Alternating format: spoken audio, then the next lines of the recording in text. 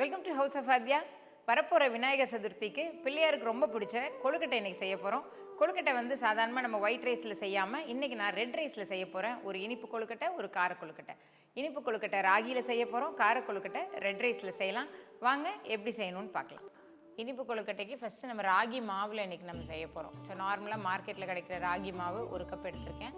அப்புறம் வெல்லம் வந்து பூர்ணம் செய்கிறக்கும் வேணும், அந்த மாவு இப்போ செய்கிறக்கும் நம்மளுக்கு வெல்லம் தேவைப்படும். அதுக்கப்புறம் தேங்காய், இது பூர்ணத்துக்காக, மணம்காக கொஞ்சம் ஏலக்காய் தூள், அப்புறம் நெய். ரொம்ப சிம்பிளாக இருக்கும். நம்ம மாவெல்லாம் பதப்படுத்தின செய்கிறதெல்லாம் ரெடி பண்ணாமல் சிம்பிளாக ராகி மாவுலேயே நம்ம இந்த ராகி கொழுக்கட்டையை செய்ய போகிறோம். முதல்ல இதில் வந்து ஒரு 4 டேபிள் ஸ்பூன் வெல்லம் எடுத்துக்கலாம். அதுக்கு ஈக்குவலாக தண்ணி ஊற்றிக்கலாம். தண்ணி ஊற்றி நல்லா இதை கரைச்சி வச்சுக்கலாம். கரைச்சி எடுத்து வச்சுட்டு அதுக்கப்புறமா நம்ம இதை மாவு பிசையும் போது நம்ம யூஸ் பண்ண போகிறோம். ஸோ இந்த மாதிரி நல்லா தண்ணியில் இந்த வெல்லம் நல்லா கரைச்சி தனியாக எடுத்து வச்சுக்கலாம். இப்போ நம்ம இந்த மாவை எப்படி ரெடி பண்ணணும்னு பார்க்கலாம். இப்போ ஒரு பேனை ஃப்ளேமில் வச்சுக்கலாம். வச்சுட்டு ஒரு ஸ்பூன் அளவு நெய் ஊற்றிக்கலாம். ஃபஸ்ட்டு ஒரு ஸ்பூன் நெய் விட்டுக்கலாம். இது ராகி மாவு இதில் போட்டு நல்லா இதை கொஞ்சம் நேரம் வறுத்து எடுத்துக்கலாம். ஃப்ளேமை சிம் ஃப்ளேமில் வச்சுட்டு இந்த மாதிரி ஒரு 2-3 நிமிஷம் சிம் ஃப்ளேமில் வச்சு வறுத்துக்கலாம். வறுத்துட்டு இப்போ நம்ம 1 கப் மாவு போட்டிருக்கோம். ஸோ அதுக்கு 1 கப் அளவு தண்ணி விட்டுக்கலாம். இப்போ இதை நல்லா நம்ம மிக்ஸ் பண்ணி விடலாம். நல்லா இந்த மாவு நல்லா வேகட்டும். இதில் இப்போ இதில் 1 ஸ்பூன் நெய் விட்டுக்கலாம். விட்டு இதை நல்லா மிக்ஸ் பண்ணி விடுங்க. கொஞ்சம் ஏலக்காய் பொடியும் போட்டு மிக்ஸ் பண்ணிக்கலாம். இப்போ நம்ம இதை கரைச்சி வச்ச வெள்ளை பாகுன்னு சொல்ல முடியாது, வெள்ளை தண்ணி நம்ம ஈக்குவலாக மிக்ஸ் பண்ணி வச்சோம்ல, அதை போட்டு நல்லா மிக்ஸ் பண்ணி எடுத்துக்கலாம். இந்த மாவோடு சேர்ந்து நல்லா வேகட்டும்.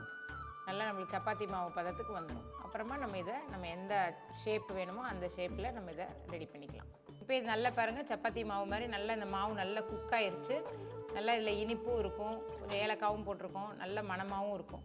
இப்போ இதை நம்ம எடுத்து கொஞ்சம் நேரம் இதை எடுத்து மூடி வைக்கலாம். ஒரு 10 நிமிஷம் இதை மூடி வச்சுட்டு அப்புறம் நம்ம சப்பாத்தி மாவு இப்போ செய்கிற மாதிரி நல்லா நீட் பண்ணிவிட்டு கொழுக்கட்டை இதில் செஞ்சிடலாம். இது அப்படியே ஒரு 10 நிமிஷம் ரெஸ்ட்டில் இருக்கட்டும். அதுக்குள்ளே நம்ம இந்த பக்கம் பூர்ணம் எப்படி பண்ணணும்னு பார்த்துக்கலாம். நம்ம அதே பேனில் ஒரு 1/2 ஸ்பூன் நெய் விட்டுக்கலாம். நெய் கொஞ்சம் மெல்ட் ஆகட்டும். அந்த நெய் நல்லா சூடானதுக்கப்புறம் இந்த மாதிரி தேங்காய் துருவல் போட்டு கொஞ்சம் நேரம் இதை நல்லா ஃப்ரை பண்ணிக்கலாம். ஒரு டேஸ்ட் உங்களுக்கு டிஃப்ரெண்ட்டாக வேணும்னா இதில் கொஞ்சம் எள்ளு வேணாலும் போட்டுக்கலாம், இல்லை கடலைப்பருப்பு வேக வச்சு ஆட் பண்ணிக்கலாம். ஸ்டஃபிங் வந்து உங்களோட சாய்ஸ் தான், எப்படி வேணால் பண்ணலாம். இது ரொம்ப சிம்பிளான ஒரு ஸ்டஃபிங். இது கோகனட்டும் வெல்லமும் மட்டும் போடுறோம். இப்போ இதில் வெல்லம் போட்டுக்கலாம். வெல்லம் கொஞ்சம் நல்லா சூடாக மெல்ட் ஆக ஆரம்பிக்கும். அதுக்கப்புறமா இதில் கொஞ்சம் மணம்காக நம்ம ஏலக்காய் போடலாம். இதில் ட்ரை ஃப்ரூட்ஸ் வேணாலும் ஆட் பண்ணலாம். பாதாம், பிஸ்தா, முந்திரி, இந்த மாதிரி ட்ரை ஃப்ரூட்ஸ் வேணாலும் நீங்கள் ஆட் பண்ணி செய்யலாம். இப்போ இந்த பூர்ணம் ரெடி ஆயிடுச்சு.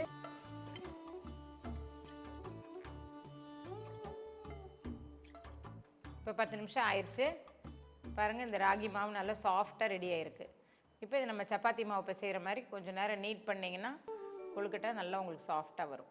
இப்போ இந்த மாதிரி நல்லா சப்பாத்தி மாவு மாதிரி நல்லா ரெடி பண்ணிவிட்டு இப்போ நம்ம இதை கொழுக்கட்டை எப்படி செய்யணும்னு பார்க்கலாம். இப்போ இந்த மாவில் நம்மளுக்கு தேவையான மாதிரி ஷேப்பில் நம்ம கொழுக்கட்டை பண்ணிக்கலாம். இது ரொம்ப சிம்பிளான ஒரு ஷேப்பில். இது ஃபஸ்ட்டு ஒரு வாழை இலையில் இந்த மாதிரி ஒரு பால் எடுத்து நல்லா தட்டிக்கோங்க. நல்லா எவ்வளோ மெலிசாக தட்டுறோமோ அந்தளவுக்கு டேஸ்ட்டாக வரும் கொழுக்கட்டை. ஏன்னா உள்ளே இருக்கிற ஃபில்லிங் நம்மளுக்கு நிறையா இருக்கும். இப்போ நம்ம ஃபில்லிங் உள்ளே வச்சிடலாம்.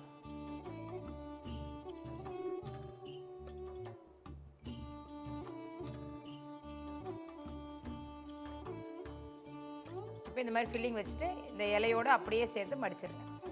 ஸோ இந்த மாதிரி ஷேப்பில் நல்ல சைட்லலாம் நல்லா ப்ரெஸ் பண்ணி விட்டிங்கன்னா உங்களுக்கு ஸ்டீம் ஆகும்போது லீக் ஆகாது. இப்போ அடுத்தது இந்த பூண்டு ஷேப்பில் பண்ணிக்கலாம். இதுக்கெல்லாம் அச்சு விற்கிது, வேணும்னா நீங்கள் அச்சை கூட யூஸ் பண்ணி பண்ணலாம். நான் இப்போ கையிலே எப்படி பண்ணணுங்கிறத காமிக்கிறேன்.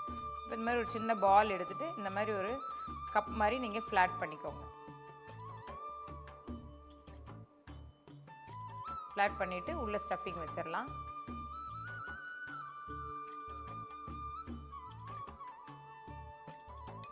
வச்சுட்டு மேலே ஷேப் பண்ணி நம்ம இந்த வாண்டன்ஸ் எல்லாம் பண்ணுற மாதிரி பூண்டு ஷேப்பில் மேலே கொண்டு வந்துடுறோம் எட்ஜஸ் எல்லாத்தையும்.